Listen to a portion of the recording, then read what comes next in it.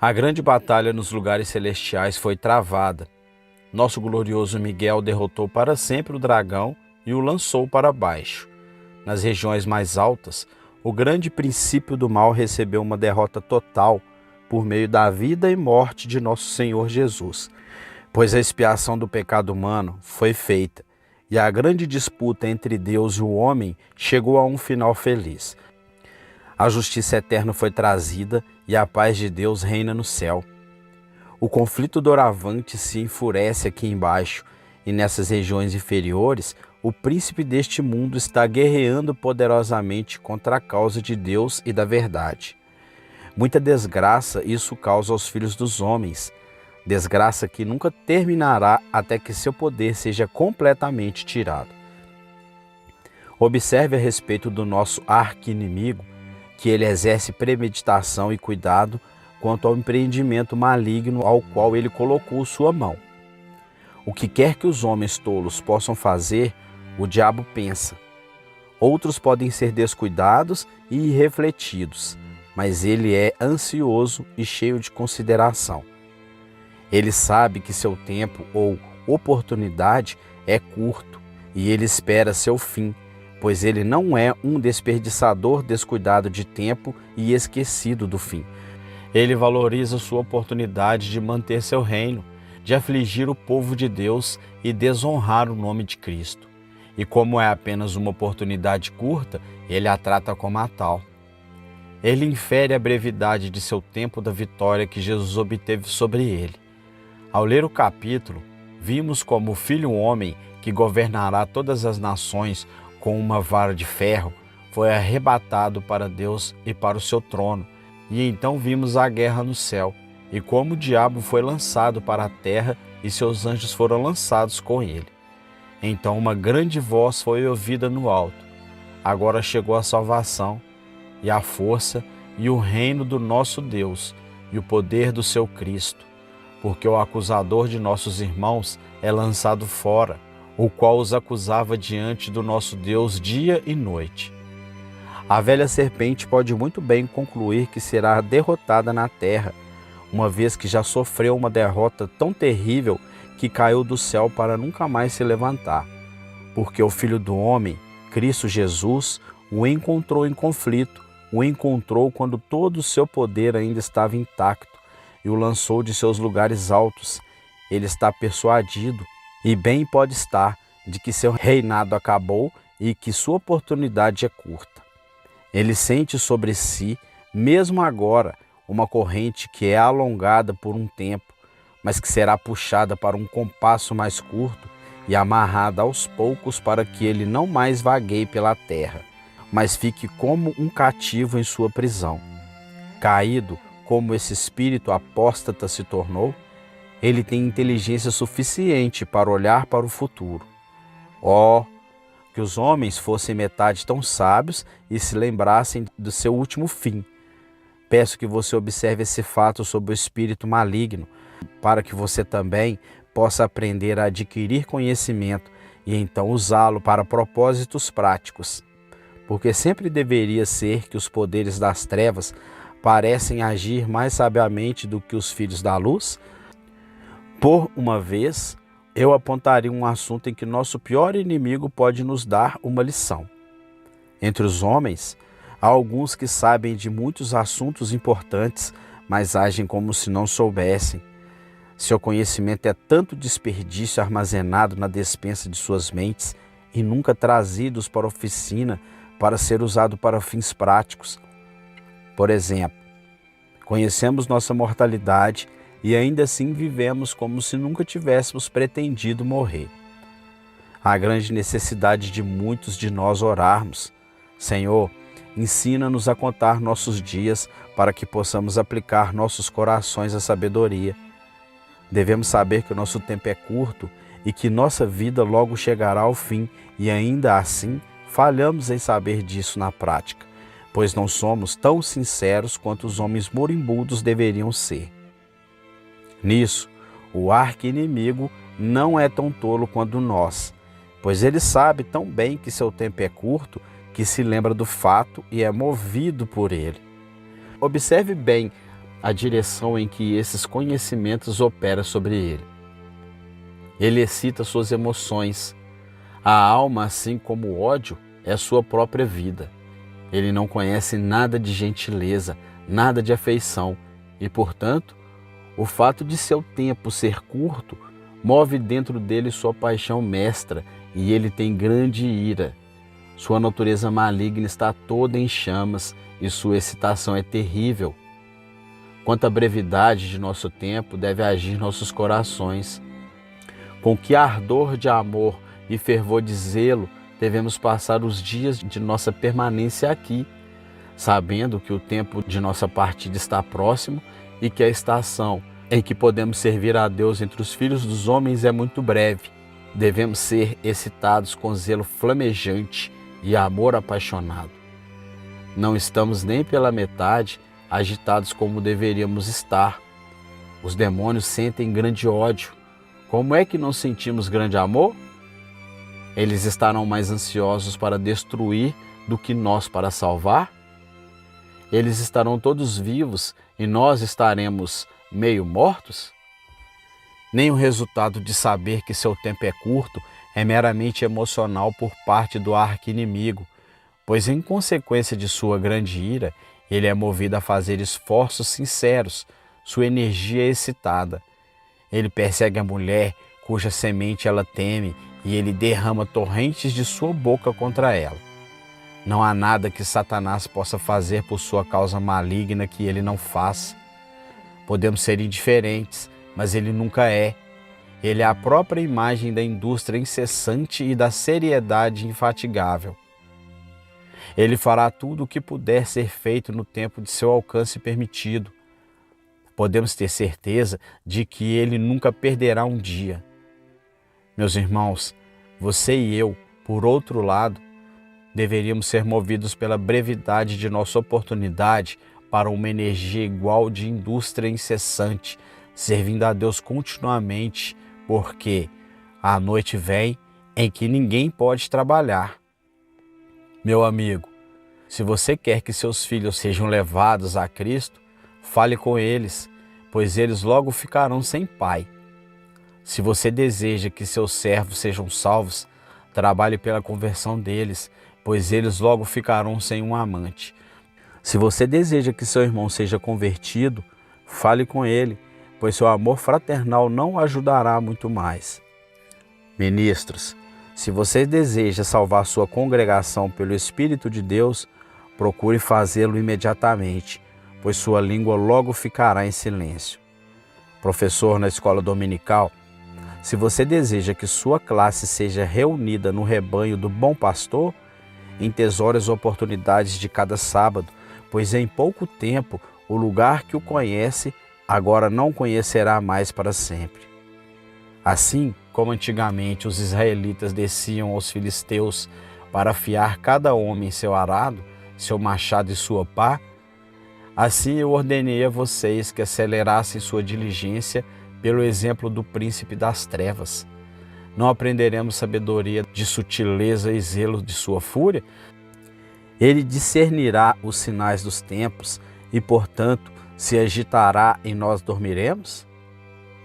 O mal cessará ao mar e a terra e os filhos de Deus rastejarão em ociosidade? Deus nos livre.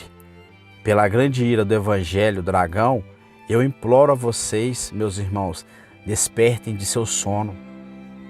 O texto nos diz que a brevidade da oportunidade de Satanás excita sua ira e podemos reunir uma regra geral dessa declaração, a saber que na proporção em que o tempo do diabo é encurtado, sua energia é aumentada e podemos tomar isso como um fato garantido que quando ele se enfurece ao máximo, suas oportunidades estão quase acabando.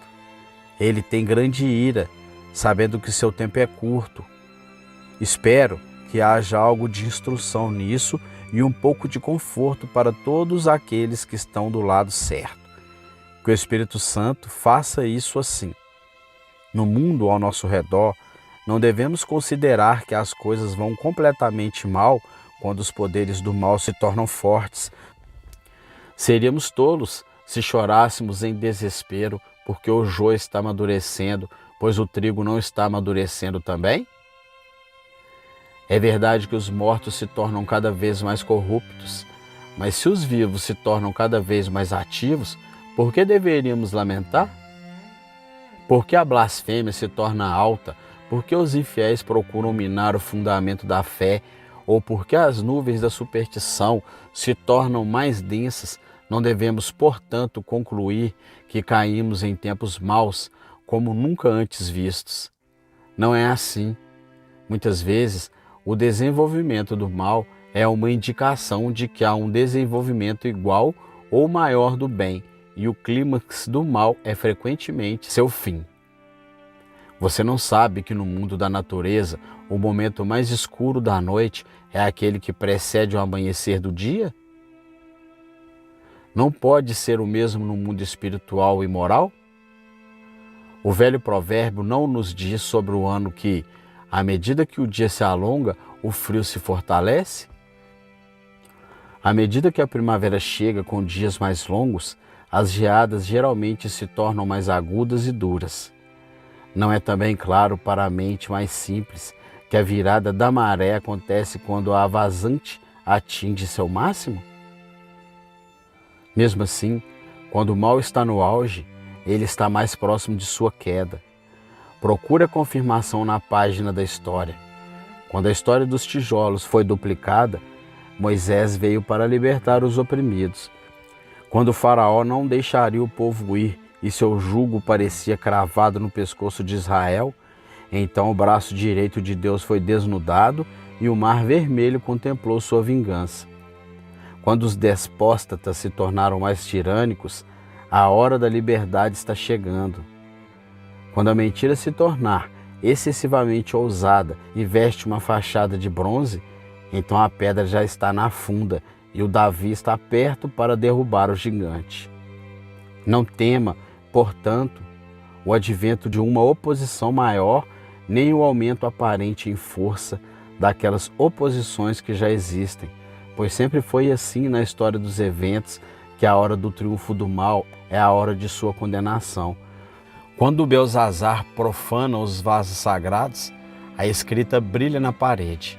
E quando Ramã está no banquete de vinho do rei, buscando o sangue de toda a raça dos judeus, a forca é preparada para ele em seu próprio telhado. Será visto, até a última hora da história, que o diabo se enfurece mais quando seu império estiver mais próximo do fim. No último momento, ele irá enganar as nações que estão nos 4 cantos da terra, Gog e Magog, para reuni-las para a batalha. Elas surgirão em grandes hostes, ferozes para o conflito, para a batalha do grande dia do Deus Todo-Poderoso no Armagedon. Parecerá então que a luz de Israel deve ser apagada e a verdade de Deus completamente extinta. Mas naquela hora terrível, o Senhor triunfará gloriosamente e ele ferirá seus adversários até sua derrota final. Então, o anjo que está no sol convidará os abutres e todas as aves que voam no meio do céu para se reunirem para o terrível banquete de vingança, para comer a carne de cavaleiros e homens poderosos. Então, também o diabo, que os enganou, será lançado no lago de fogo e será atormentado dia e noite para todo sempre. Então também será ouvido o grito: Aleluia, aleluia, pois o Senhor Deus Todo-Poderoso reina. Na maior escala possível, a grandeza da ira do dragão é uma profecia segura do fim de seu reinado. Agora, o que é verdade em grande escala é verdade em menor escala. Missionários em qualquer país geralmente descobrirão que o último ataque do paganismo é o mais feroz. Descobriremos sempre que a verdade entra em contato com a falsidade e que quando o erro é levado às suas últimas trincheiras, ele luta pela vida, com unhas e dentes, com todas as suas forças. Sua ira é grande porque seu tempo é curto. Em qualquer vila ou cidade na Inglaterra ou em qualquer outro país, Sempre que a oposição ao Evangelho atinge seu auge mais ultrajante e os homens parecem que vão assassinar o pregador da palavra, você pode considerar que o poder da oposição está quase no fim. Após o ataque de loucura, a perseguição ativa cessará e chegará um tempo de calma e talvez de recepção geral do Evangelho. Quando as más paixões da humanidade tiverem fervido, elas esfriarão novamente. O Senhor não prometeu contê-la? Assim como o calor escaldante do sol do meio-dia não dura para sempre, mas diminui gradualmente quando atinge o ponto mais quente, o mesmo acontece com a ira do homem, que o demônio imundo tantas vezes usa para seu propósito básicos. A mesma verdade se aplicará a cada homem individual. Quando Deus começa sua grande obra no coração de um pecador para levá-lo a Cristo, não é um mau sinal se o homem sente mais ódio a Deus do que nunca, mas aversão às coisas boas do que antes. Nem precisamos nos desesperar se ele foi levado a um pecado maior do que nunca. A ferocidade da tentação indica o vigor com que Satanás contende por qualquer uma de suas ovelhas negras. Satanás não perderá seus súditos se puder evitá-lo, e, portanto, ele impulsiona toda a sua força para mantê-los sob seu poder. E ele fica especialmente vigilante e furioso quando o poder da graça está prestes a prevalecer para sua salvação. Não vou, no entanto, me deter neste ponto, porque será o assunto do nosso discurso. O fato geral é ainda mais ilustrado nos casos de muitos crentes. Há momentos em que no coração do crente a batalha se trava horrivelmente, quando ele mal sabe se é um filho de Deus e está pronto para desistir de toda a esperança. Ele não consegue orar ou louvar porque está muito distraído. Ele não consegue ler as Escrituras sem pensamentos horríveis. Parece que ele deve perecer completamente, pois nenhum espaço lhe é dado para refrescar seu coração. Os ataques são tão contínuos e violentos. Essas excitações terríveis são frequentemente seguidos por anos de paz, utilidade tranquila, santidade e comunhão com Deus. Satanás sabe que Deus está prestes a estabelecer um limite para a sua irritação com um homem bom e, portanto, ele se enfurece extremamente porque sua oportunidade é curta. É muito notável que alguns dos maiores santos tenham morrido no meio dos conflitos mais terríveis pelos mesmos motivos.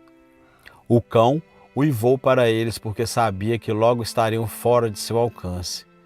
Você não imaginaria que Martinho Lutero, um homem tão corajoso e forte que poderia desafiar o Papa e o diabo, deveria em seu leito de morte ser lamentavelmente submetido a isso? E ainda assim foi. Sua pior luta foi a final. Ele era mais do que um conquistador, mas a luta foi severa, como se o diabo, aquele velho covarde, esperasse até que ele tivesse derrubado seu antagonista. Espera até que ele estivesse fraco e débil, e então pulou sobre ele para se preocupar se ele não poderia devorá-lo. Verdadeiramente, Lutero havia preocupado o diabo e não nos surpreendemos com a malícia do demônio. Satanás sabia que Lutero logo estaria fora do alcance de suas flechas de fogo para sempre e, portanto, ele precisava ter um último tiro nele. Foi precisamente o caso de John Knox, que, sendo observado suspirando profundamente, foi questionado sobre a causa disso e respondeu: antigamente, durante minha frágil vida, coloquei toda a sua força para devorar e acabar comigo de uma vez. Muitas vezes, antes, ele colocou meus pecados diante dos meus olhos. Muitas vezes, ele me tentou ao desespero. Muitas vezes, tentou me enredar pelas seduções do mundo. Mas essas armas foram quebradas pela espada do Espírito, a palavra de Deus, e o inimigo falhou. Agora, ele me atacou de outra forma. A serpente astuta trabalhou para me persuadir de que eu merecia o céu e a bem-aventurança eterna pelo fiel desempenho do meu ministério. Mas bendito seja Deus que me capacitou a derrotar e a apagar esse dardo inflamado, ao sugerir-me passagens das Escrituras como essas. O que você tem que não tenha recebido? Pela graça de Deus eu sou o que sou, não eu, mas a graça de Deus em mim. Com isso, como alguém vencido, Ele me deixou.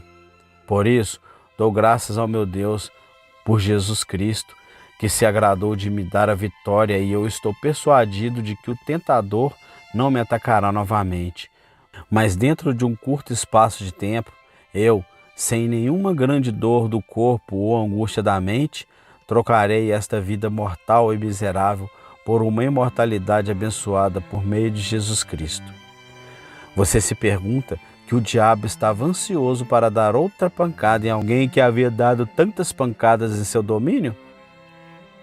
Portanto, não fique surpreso se Satanás se enfurecer contra você, nem se maravilhe se você mesmo parece ter sido entregue ao seu poder. Mas antes, se alegre com isso, que sua grande ira é o símbolo da brevidade de seu tempo. Ele trava a guerra conosco ainda mais cruelmente porque sabe que acabará sendo derrotado. Sua mente degradada se deleita em malícia mesquinha.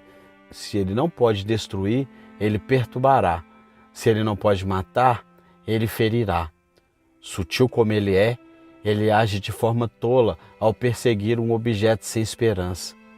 Em sua guerra contra qualquer um da semente da mulher, e ele sabe que está fadado à derrota, e assim ele rói o calcanhar que quebra sua cabeça. É a condenação do mal perseverar em seu despeito depois de saber que é tudo em vão. Ser para sempre vencido pela semente invencível do Deus vivo e ainda assim retornar para sempre à briga? Sísifo, rolando para sempre para cima uma pedra enorme que retorna sobre ele, é uma imagem verdadeira do diabo, trabalhando em vão para remover a verdade do seu lugar. O dele é de fato trabalho em vão. Pensei esta manhã que chamaria atenção para um caso particular do fato que é visto na alma que está vindo a Cristo, em que Satanás frequentemente tem grande ira, sabendo que seu tempo é curto. Meu objetivo é confortar aqueles que estão despertos e estão buscando o Salvador.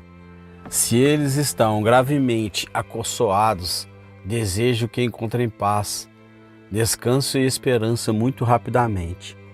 Quando o pobre homem que estava possuído por um espírito maligno estava sendo trazido a Cristo, lemos que, quando ele estava vindo, o diabo o lançou no chão e o despedaçou. É assim com o grande inimigo. Quando ele está prestes a ser expulso, sua energia é mais exibida do que nunca. Que, se possível, ele pode destruir a alma antes que ela tenha obtido paz com Deus. Que o Sagrado Consolador me ajude enquanto tento falar encorajadamente sobre este assunto. Nosso primeiro tópico será: como Satanás sabe quando o seu tempo é curto em uma alma? Ele vigia todas as almas que estão sob o seu poder com malícia incessante.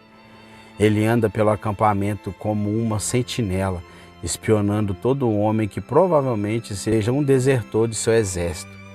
No coração de alguns homens, ele habita à vontade, como um monarca em seu pavilhão. Suas mentes são suas mansões favoritas. Ele entra e sai quando quer e se sente maravilhosamente em casa. Ele considera a natureza do homem como sua própria herança e trabalha dentro dele segundo o seu próprio prazer maligno. Infelizmente, o homem enganado entrega seus membros como um instrumento de injustiça e é voluntariamente mantido em cativeiro. Em tal caso, todas as faculdades do homem são tantas câmaras para Satanás habitar e suas emoções são tantos fogos e forjas para Satanás trabalhar. Mas aos poucos, se a graça divina intervém, ocorre uma mudança e Satanás, que viveu ali por 20, 30, 40, 50, 60 anos, começa a pensar que não será capaz de manter esta residência por muito mais tempo. Ele percebe que seu tempo é curto e suponho que ele perceba isso primeiro ao descobrir que não é tão bem-vindo quanto costumava ser. O homem amava o pecado e encontrava prazer nele, mas agora o pecado não é tão doce quanto era. Seu sabor é opaco e insípido. Os encantos do vício estão desaparecendo e seus prazeres estão se tornando vazios, vãos e nulos. E isso é um sinal de uma grande mudança. Antigamente, sempre que um pecado peregrino vinha por aí, a alma mantinha a casa aberta para entretê-lo com toda a hospitalidade. Mas agora não está nem metade tão ansiosa. Mesmo as luxúrias habituais que habitam o lar não produzem tanto conteúdo quanto antes, nem tanta provisão é feita para elas. O príncipe negro e sua corte estão em desgraça, e isso é uma indicação de que ele deve partir em breve. Quando o pecado perde a sua doçura, Satanás está perdendo seu poder. O adversário percebe que logo deverá esticar suas asas de dragão, enquanto vê que o coração está ficando cansado dele e se afastando de seus fascínios. Ele fica mais seguro de sua rápida expulsão quando não obtém a acomodação que costumava ter. O homem já foi ávido pelo pecado. Ele foi em busca do vício, caçou e se colocou nas caminhadas abertamente e abandonou as taças de excitação que inflamam a alma. Você o encontra indo a um local de culto, ouvindo sermão, enquanto antes ele frequentava o teatro e apreciava uma música solta em um music hall. O diabo não gosta dessa mudança e o toma como um aviso de que em breve terá que abrir mão da chave. O homem não bebe como antes, nem xinga como antes, nem se entrega com prontidão a toda tentação. O peixe está ficando tímido com a isca. O homem desperto não decidiu por Cristo, mas não está mais à vontade na escravidão. Não é mais escravo feliz da iniquidade. Ele está no caminho errado, mas não corre nele. Pelo contrário, ele faz uma pausa, suspira e deseja poder deixar o caminho do mal. Ele deseja saber como pular uma cerca e entrar no caminho estreito.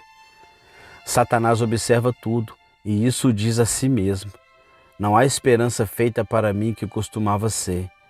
Há pouca prontidão para correr em minhas tarefas e, portanto, percebo que meu tempo é curto. Ele está ainda mais convencido da brevidade de sua posse do coração de um homem quando ouve bater a porta daquele coração uma mão cujo poder ele sentiu. Ele sabe que tipo de batida é, uma batida suave, mas irresistível no coração, contínua, perseverante, a batida de alguém que quer entrar, a batida como a de alguém que tem um buraco na mão. Ele bate não como alguém cujo poder está em um golpe, mas como alguém cujas lágrimas e o amor são duas baterias de ataque. Ele tem uma energia de compaixão, uma irresistibilidade de amor gentil. E quando Satanás ouve a batida e percebe que o inquilino da casa também a ouve e está meio inclinado a abrir a porta, ele fica com medo. Quando o coração cede ao som do chamado do Evangelho, ele treme mais. Se a batida ainda continua, acordando o inquilino na calada da noite, ouvido em meio ao barulho do trânsito e acima do riso dos tolos, ele diz: meu tempo é curto. Ele conhece a mão que quebrou sua cabeça antigamente e sua batida é ameaçadora para ele. Ele sabe que na gentileza de Jesus há uma energia irresistível que deve e prevalecerá e, portanto, ele considera que sua posse do cortiço é precária quando o Evangelho é sentido no coração. Entre as batidas, ele ouve uma voz que diz: abre para mim, pois minha cabeça está molhada de orvalho e meus cabelos com as gotas da noite. E Satanás sabe que essa voz suplicante pressagia a queda de seu poder. Outra indicação para o inimigo de que seu tempo é curto é quando ele sabe que o inquilino da casa às vezes foge para o tribunal e pede um mandato de expulsão contra ele. Você sabe o que quero dizer quando o homem sente que não pode se livrar do pecado e não pode, com sua própria força, vencer Satanás e, portanto, clama: ó Deus, ajude-me. Ó Deus, pelo amor de Cristo, expulse o velho dragão da minha alma, eu imploro a Ti. Isso é pedir um mandato de expulsão. Isso é ir ao tribunal do céu e implorar ao grande rei para emitir uma intimação e enviar seu oficial para expulsar o intruso, para que ele não polua mais o espírito. Ah, diz o maligno, este não é o lugar para mim por muito mais tempo. Eis que ele ora. Mais ferozes do que as chamas do inferno para Satanás são as orações dos pecadores convictos. Quando eles oram, ele deve ir embora. Ele deve gritar: bota a sela. Quando os homens soam a trombeta da oração, não há mais demora no acampamento quando a vanguarda da oração chega para tomar posse. Uma coisa mais sempre faz Satanás: saber que seu tempo é curto e que quando o poder do Espírito Santo está evidentemente trabalhando dentro da mente, a luz entrou e o pecador vê e sabe o que ele ignorava antes. Satanás odeia a luz tanto quanto ama a escuridão. E como uma coruja à luz do dia, ele sente que está fora do lugar. A vida entra também pelo Espírito Santo. O homem sente e se torna sensível. Ele se torna penitente e Satanás, que ama a morte e sempre habita entre os túmulos, está fadado a fugir diante da vida espiritual. O Espírito Santo está começando a trabalhar no homem muito graciosamente e Satanás conhece cada pulsação do poder do Espírito, pois é a morte do seu poder, e então ele diz: eu irei para o lugar de onde saí, pois esta casa treme como se fosse abalada por terremotos e não me dá descanso. Boas novas para um coração há muito molestado por este demônio feroz. Fora, inimigo, suas destruições logo chegarão ao fim perpétuo.